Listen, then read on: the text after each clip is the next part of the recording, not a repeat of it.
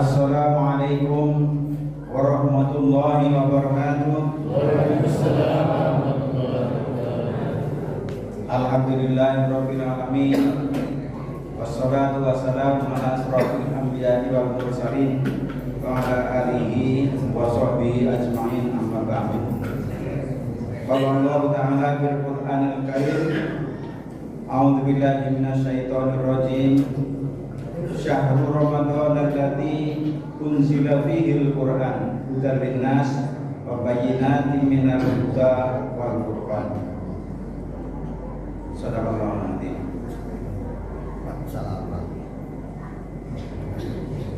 Puji syukur marilah kita panjatkan kehadirat Allah SWT, sehingga pada malam hari ini kita bisa sama-sama hadir setelah 17 Ramadan kita lewati. Kita masih diberi kesempatan oleh Allah untuk bisa bertemu Ramadan lebih dari 17 hari, sehingga sudah melewati. Kemarin kita melaksanakan peringatan Nuzulul Quran. Selawat dan salam semoga tercurah pada junjungan kita Nabi besar Muhammad sallallahu alaihi wasallam. Bapak-bapak, ibu-ibu, jamaah Masjid Al-Muhajirin yang dirahmati Allah. Pada ayat yang saya baca tadi, artinya adalah Syahrul Ramadan, itu bulan Ramadan adalah bulan yang di dalamnya diturunkan Al-Quran sebagai petunjuk bagi manusia, penjelasan tentang petunjuk itu dan pembeda antara yang benar dan yang batil. Jadi bulan Ramadan ini diturunkan Al-Quran seperti yang di peringatan kita kemarin, ya.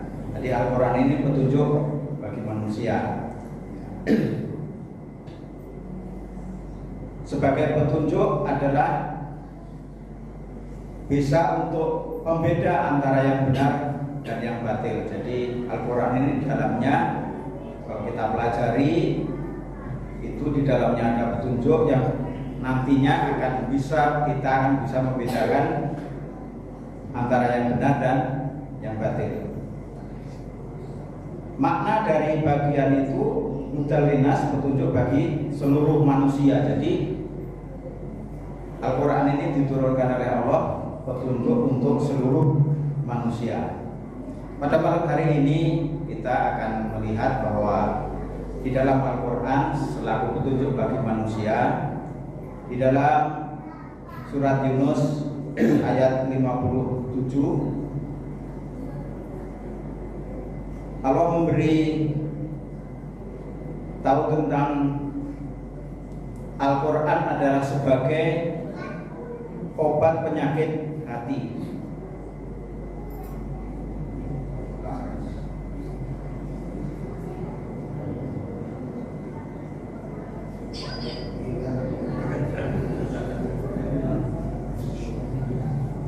Dalam ayatnya disebutkan, A'udzubillahi minasyaitonirrajim, ya ayyuhan nas qad ja'atkum mau'izatum mir rabbikum wa shifaa'un lima fis sudur wa hudaw wa rahmatul lil mu'minin.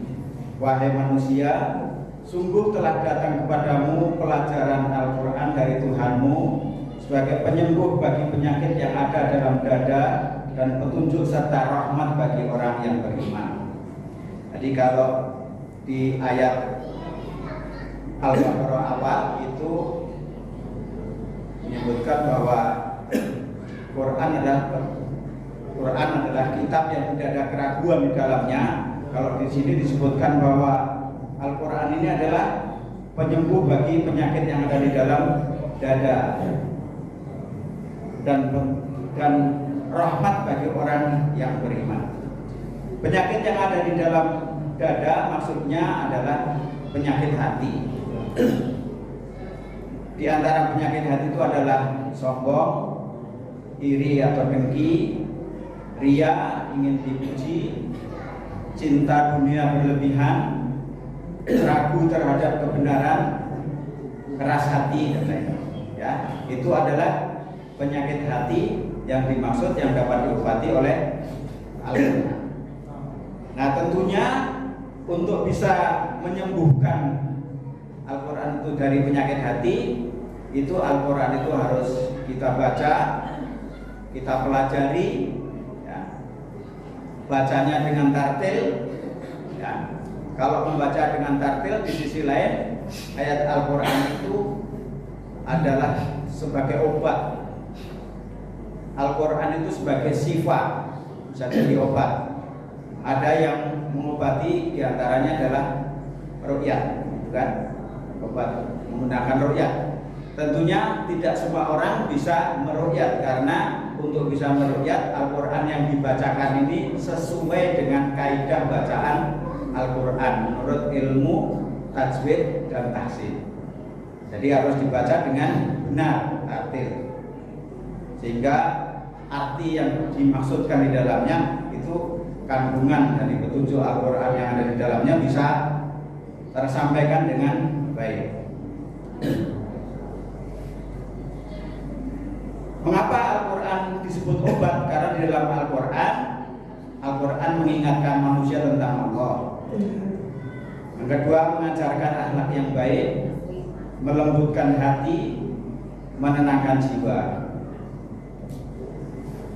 Jadi dengan kondisi Al-Quran yang seperti itu, apabila kita pelajari dengan baik, dia akan mengingatkan manusia tentang Allah, mengajarkan akhlak yang baik. Karena kalau dipakai untuk sholat, diantaranya Al-Fatihah yang kita baca, ya, itu adalah di sana ada kita meminta tolong hanya kepada Allah, ihdinas siratal mustaqim, tunjukilah kami jalan yang lurus, yaitu Islam. Di antaranya isinya adalah Al-Quran.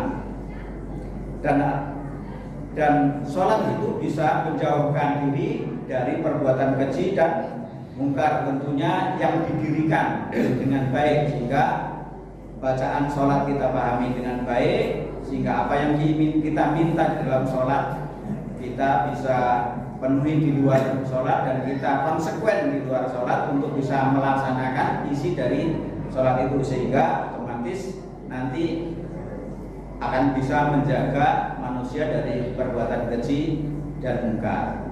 Demikian pula Al-Quran yang kita baca bisa menjadi obat, bisa menjadi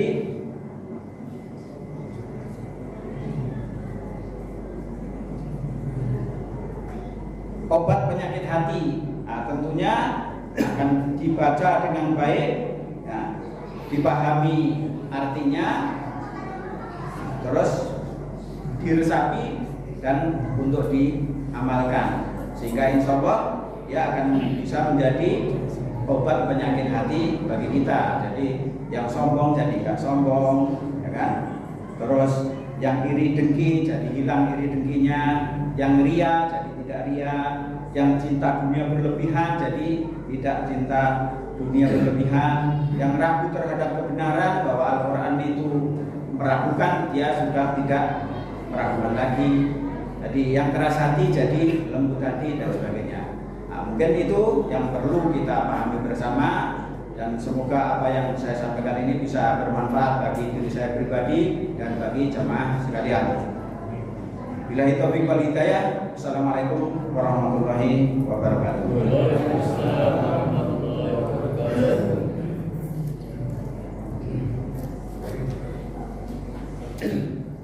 لا إله إلا الله وحده لا شريك له له الملك وله الحمد